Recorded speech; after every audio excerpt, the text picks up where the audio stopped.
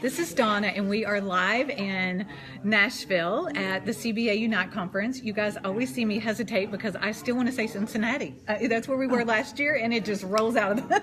But we are in Nashville, and I'm excited to be with Nicki. She wrote this book, Not Really a Princess, and she's going to talk a little bit about herself and the book, and has agreed to answer some questions. So Nicki, tell us a little bit about yourself, and then we'll talk about the book.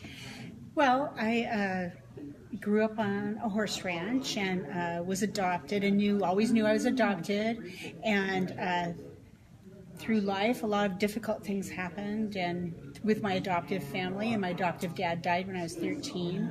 And as more things unfolded and we discovered siblings and all sorts of things, for years I kind of felt like I needed to tell the story, or someone needed to tell the story.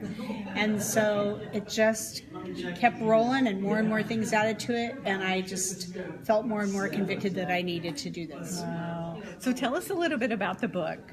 So it's written in narrative nonfiction, so it's written like a story, so it's an easy read, and has study questions in case someone would want to use it, like for a Bible study or something. But it basically talks about my sister and my mom and I, and difficulties, and then that growth process from adversity, overcoming grief and poverty and different things, to finding hope. Wow. And the hope that God gives, and gives us joy. So what do you want readers to get out of the book? That life isn't hopeless. When trials happen or adversity happens, I'd like to see that there is hope, and that you can be encouraged, and it might take a while, but you can see the big picture of why things happen, and you can overcome them and grow. And I really think about my mom, who died when she was 97, and the last 20 years of her life were really her happiest years.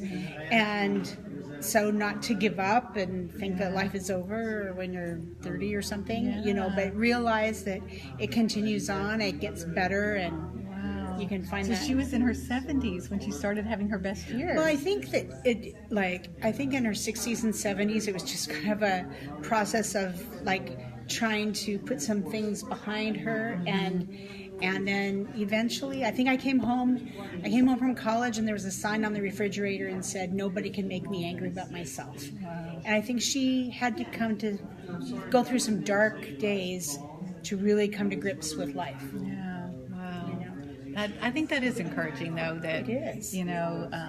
There's so much ahead of us still. So. Yes.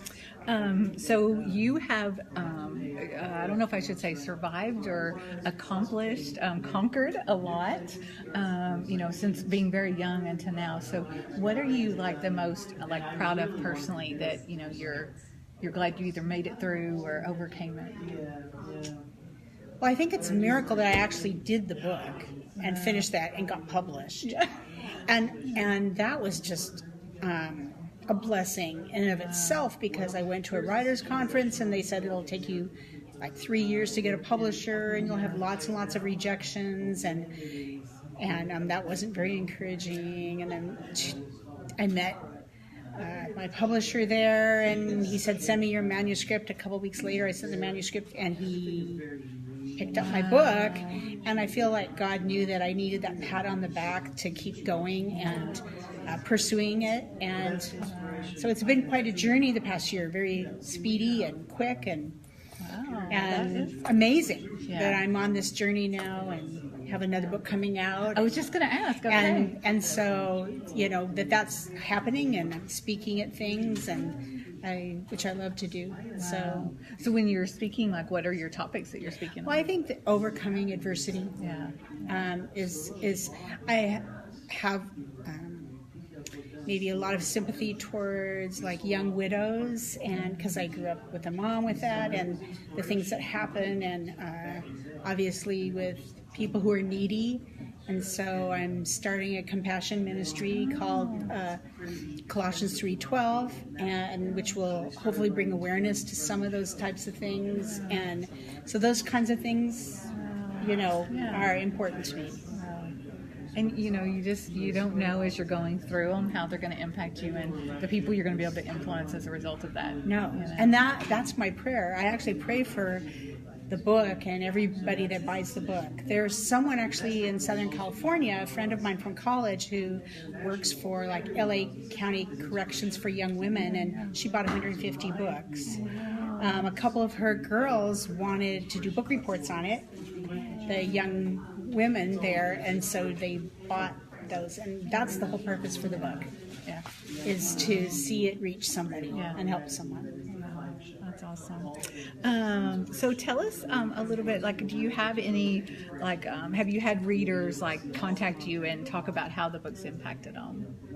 Well, one older man at my church sat down in between services and said that he doesn't generally do that, and he just said he couldn't put the book down and read it through, but it was very painful for him because he had a difficult relationship with his mom, and so he was thanking me essentially for the book. And I've heard several stories like that, or at book signings, I've had people tell me about their hard time and why they were buying the book, or that they're giving it to someone who's going through a difficult time. Wow, that's good.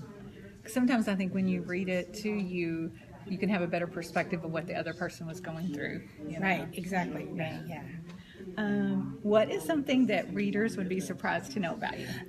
This is a hard question. And two things kind of came to mind, and I couldn't decide, but the one that I was thinking of is that I'm actually more introverted, and people think because I'm kind of a warm, friendly person that I'm not.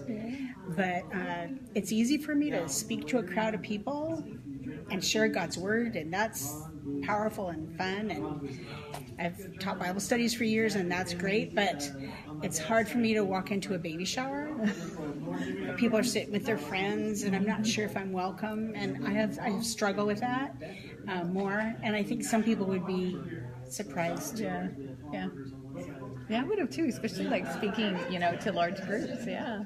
Yeah, but I think you have a topic, and you know, and you're passionate about what you feel, and you want to share it. Whereas feeling, I don't know, judged by someone, or like you're horning in on their like friendships, or that's harder, I think. No, I would agree. All right, so our last question was one piece of advice you would give for the listeners out there. Oh, and we have a couple on there already. I think that people do not give up. When it seems like you're just being bombarded with all sorts of things, each day is a new day, and eventually you'll look back on it and you'll see the positives that have come from something, even though it's hard at the time to see that. So I think they just need to, push on and be able to see a future, that they have hope and they can overcome, and they'll smile again and laugh again, and it'll be okay.